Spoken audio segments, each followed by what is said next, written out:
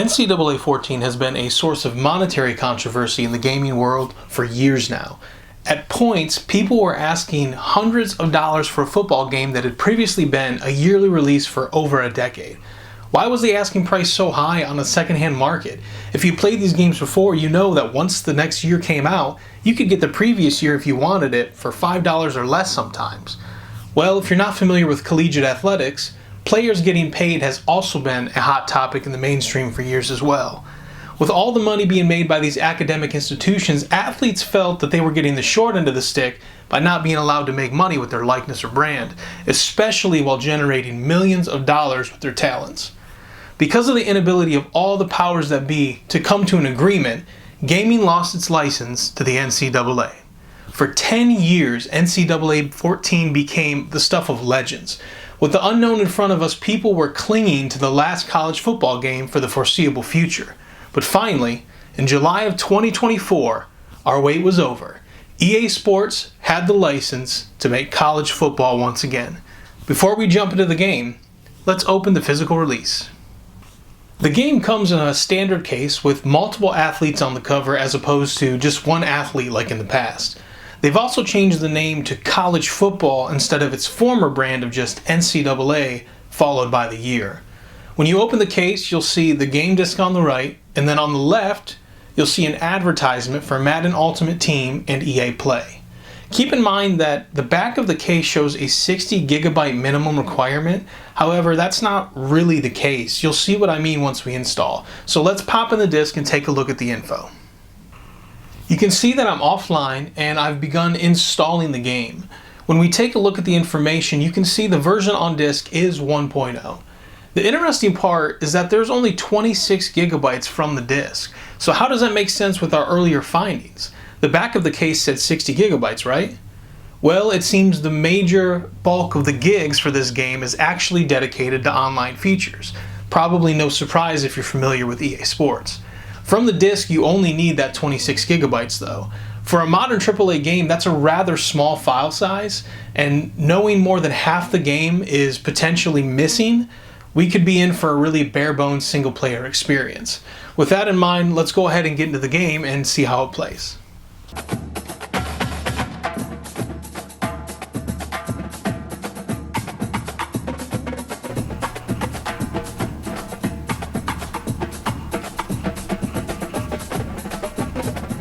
As we look around the menu, there is a decent amount of modes to browse. Some are clearly labeled as online only though. Ultimate Team, Road to the CFP, Play a Friend, Download Center, and the ability to update rosters is completely inaccessible. So, what can we play? Is there anything to actually do in the game if we can't connect to the internet? Well, luckily, there is. The first and most basic thing you can do is play now, the mode formerly known as good old Exhibition. You can play against the AI, you can play up to 4 players locally, you pick your teams, pick your settings, and you try and have some fun. In Dynasty mode, you can adjust rosters, customize conferences, and then pick a school that you want to represent. You'll then choose if you want to be a head coach, offensive coordinator, or defensive coordinator. The decision will dictate what you will have control over while you play the weekly games. Once you choose your position, you have the option to use the current coach in that position, or you can create your own coach. After that, you can start the season. You'll be taken to the main menu and you'll see a couple different options. You have the weekly game that you'll need to play. You have recruiting, and that's where you'll spend scouting points on the upcoming class to prepare your team for the future. You'll also have the ability to upgrade your coach to make your team better in whatever aspect you focus on upgrading. Every week you'll be updated on players committing to your school or locking you out from offering them scholarships. You'll play your weekly game, you'll do your best to contend for a national title while also managing your future. If your performance isn't up to snuff, your school can fire you and your attempt to build a dynasty will be cut short. In Road to Glory, you create a player at a specific position and pick a school to commit your talents to. You can choose if you want to be a high-rated recruit and get playing time pretty much immediately, or you can choose to be the underdog and work your way up into the starting position. Every week, you'll manage your points from your weekly agenda while trying to build skill points, study for exams to stay eligible, and also stay healthy. As you do your weekly practice, your performance will directly impact the trust your coach has in you. As you build those skills and the trust with your coach, you'll potentially be thrown into position battles. If you can win that, you will inch closer to seeing playing time on the field or fending off any fellow athletes trying to take your spot. If you're not happy in your current position, just enter the transfer portal and take your talents elsewhere.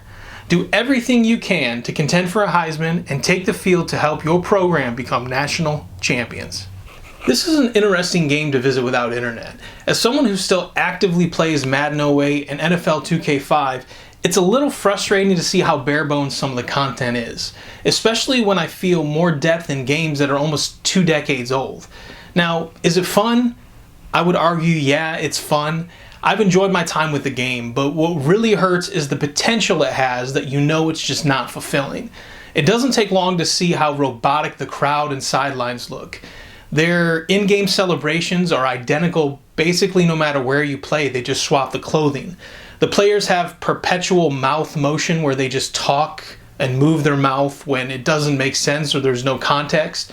Scoring celebrations are bare bones, and if you don't choose to celebrate, you just stand there lifeless until your teammates come smack the life back into you.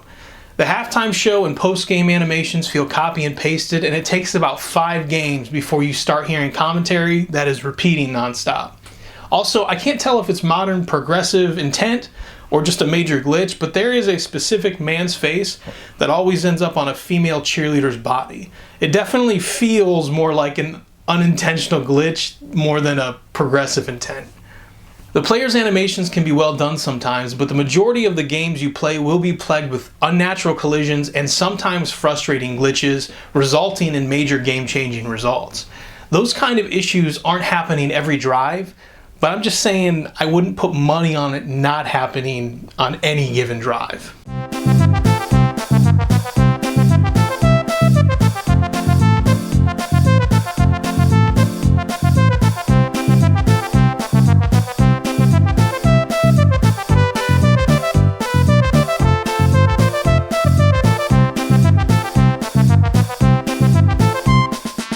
It doesn't take long before you start laughing at some of the ridiculousness.